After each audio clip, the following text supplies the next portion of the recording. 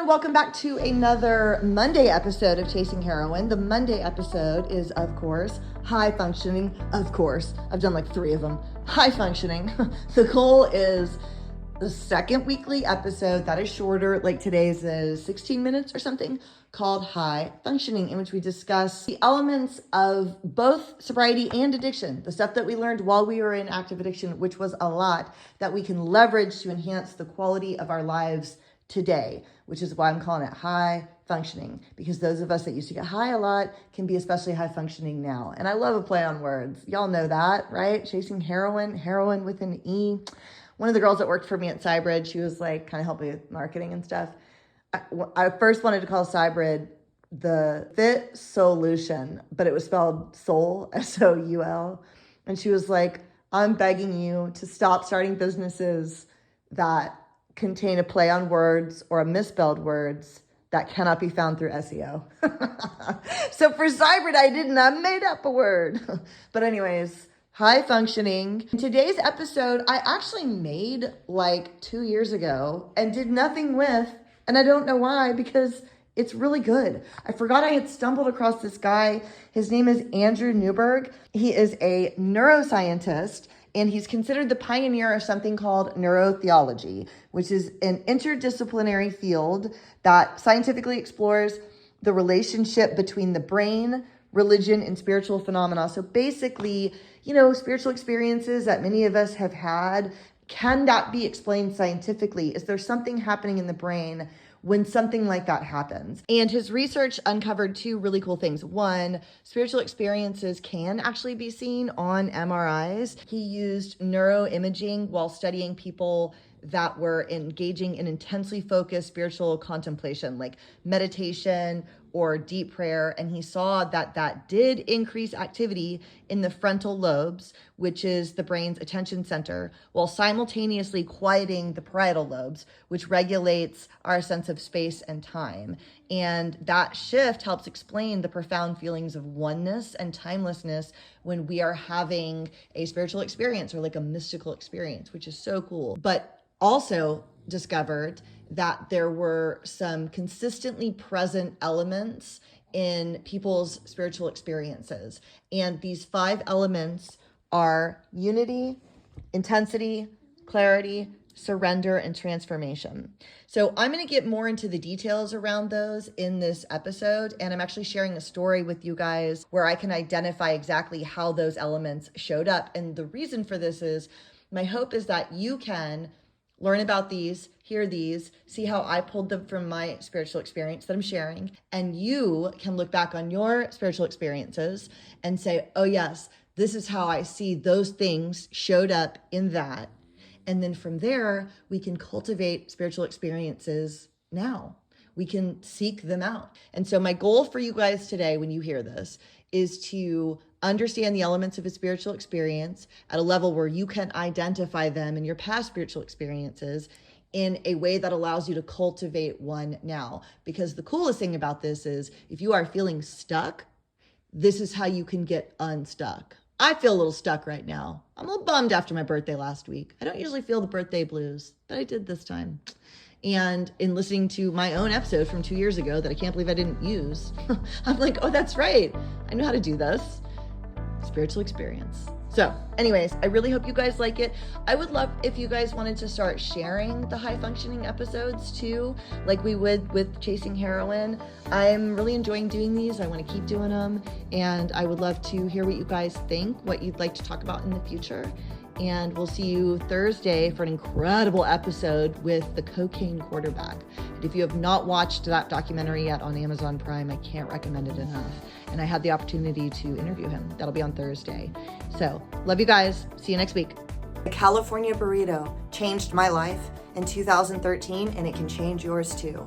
How is that possible? Great question. Let's talk about it. My name is Janine. This is an offshoot of the Chasing Heroin podcast. I empower and inspire alcoholics and addicts in recovery to create and live the highest visions that they have for their lives. This is a space where we talk about ways that we get and stay sober, where we find a recovered life, whatever that looks like to us. And we also enhance the quality of our lives day to day in sobriety as well, long-term sobriety. I've been sober since January January 15th, 2015. I haven't wanted to use or drink in a very, very, very long time, but I am still always able to leverage the lessons I learned from my active addiction and in recovery to enhance the quality of my life every single day. And I want to share with you guys the things that I learn along the way. So let's talk burritos. I live in San Diego and we make a mean California burrito, but that's not necessarily the point of the story. In 2013, I was back at my favorite rehab for the second time. And yes, I have a favorite rehab. This place is amazing. When I'd been there the year before in 2012, I did not believe that I was truly a drug addict. I really did not believe that. I thought that I had accidentally gotten strung out on heroin because I didn't know that you got sick if you didn't do it. And that if I just wasn't on heroin, I would be fine. And I had all of this evidence, speaking of Delulu, I had all of this evidence that I thought like backed up that claim. I've made other episodes, I've made other content about that. But the point is, I did not think I was really an addict. So I'm in rehab. Now, mind you, I arrived at that rehab homeless, but I had my car still. And to me, that wasn't really homeless. It felt like it wasn't that bad. And also it felt like I was like that close to getting my life back on track because a lot of the people there didn't have cars. And I felt like, okay, I kept my car. All I need to do is get a job and I'll be able to get back on my feet. I just need to detox heroin. I definitely don't need to quit drinking. That was like kind of my thing, was that I didn't need to quit drinking. And I still drank while I was there. I drank when I was on passes and I didn't take seriously what they suggested that I do. I actually did graduate that program. I was in their residential program for 4 months. And by the end, I had started using again. I had a boyfriend that was in jail. When he got out, we reconnected. We were living in sober livings and we were using again together. Neither one of us really thought that we were addicts. We thought we just accidentally got strung out. I ended up getting kicked out of the sober living that I was in and strung out on heroin again, even though I had detoxed it, and that was the whole problem. And I proceeded to have the worst year of my entire life. It was terrifying every single day. I was sleeping in parks. I was sleeping on the beach. I got arrested multiple times. I got arrested for commercial burglary, printing checks, felony domestic violence, and strong arm robbery. And I was maybe facing a strike in California. It was really, really scary and terrifying. By the end of that year, I was desperate to get back into that rehab. And then I believed I really was a drug addict. Thank God I was able to get back into that program.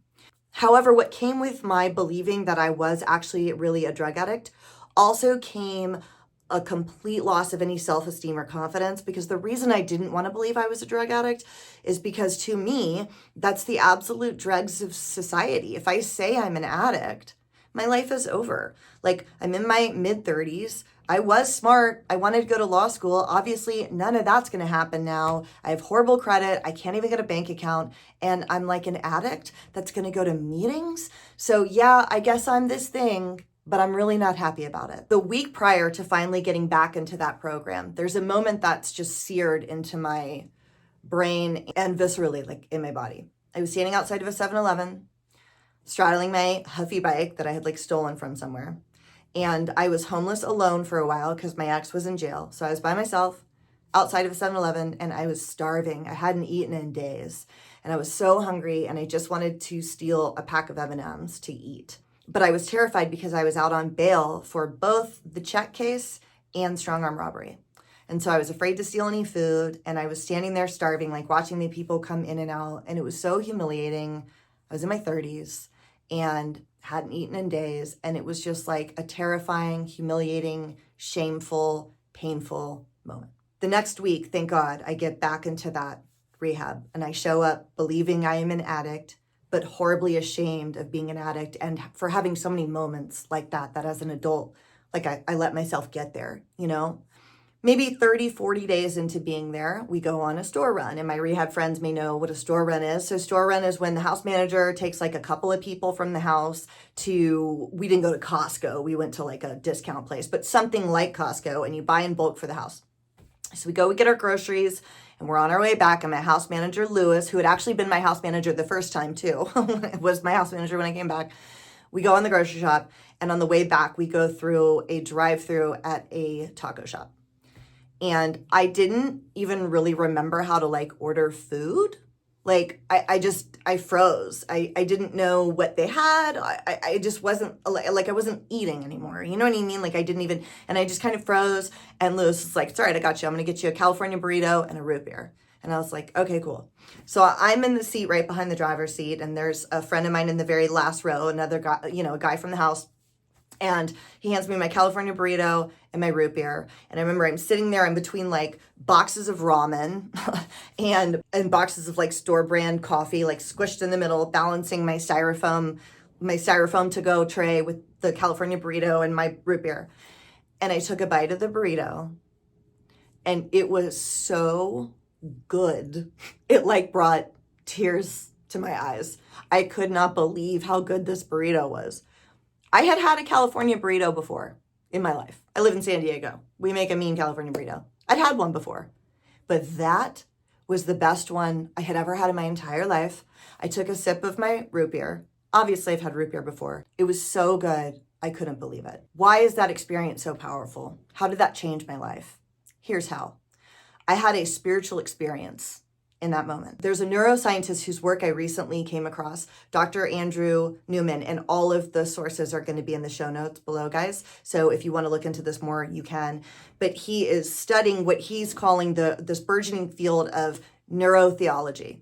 So it's a combination of neuroscience and spiritual experiences, things that previously have not been explained by science. And he's noticed all these connections between a moment like that I feel here, but how it actually changes and rewires the brain. And after studying all of these people and MRIs and experiences and them telling the story, he says that there are 5 elements that create a spiritual experience: unity or connection, a feeling of unity or connection, intensity, clarity, surrender, and transformation. And these are the same 5 things that reappear when people are telling the stories of what they consider to be personal experience, of what they consider to be spiritual experiences that were life-changing for them. In that moment, I had a feeling of unity and connection, kind of with the burrito, for one, like kind of with the burrito, which I know sounds kind of silly, but it's also food. I was connecting with nourishment as a human being that had been starving and dying just 4 weeks prior. I was having a connection with this food and this nourishment, as well as the people in the van. Like, I remember Lewis looked at me in the rearview mirror and he winked, and the kid in the back, I looked back at him, and I was connecting with them, and I was connecting with the food in that moment. I had the intensity of feeling. And the way that you can look for the intensity of feelings is when you describe something with superlatives, like it was the best, it was amazing, it was this, it was that, like some sort of adjective superlative. And it was like the best tasting California burrito I'd ever had, as well as the root beer. I was having an intensity of experience. And then clarity. In that moment, I had such a gift of clarity, which was this. I have had California burritos before. Why is this one so good? This one is so good because I was just homeless and starving. Did my period of homelessness and drug addiction allow me to see something that was already there for really what it is? It's gratitude. It's being grateful. I had lost all those things. I had lost food. And in that moment, I was able to marvel at the ordinary. I was able to really be overwhelmed by the beauty of this dang burrito of like food and how good it was. And I started to chip away a little at my idea that being an addict was the most shameful, horrible thing that could ever happen, because I thought, okay, well, that's actually like a good thing about this then, actually. Like, okay. And I had a little bit of clarity that maybe being an addict was not so bad, and that maybe there were some elements out of this that I could glean as positive. Surrender. I surrendered in that moment in 2 ways. One, I surrendered to the present moment. I got really present. The whole time I was there, the month I'd been there or so, I was racked with remorse and shame and regret about what I had lost, and panicked about the future.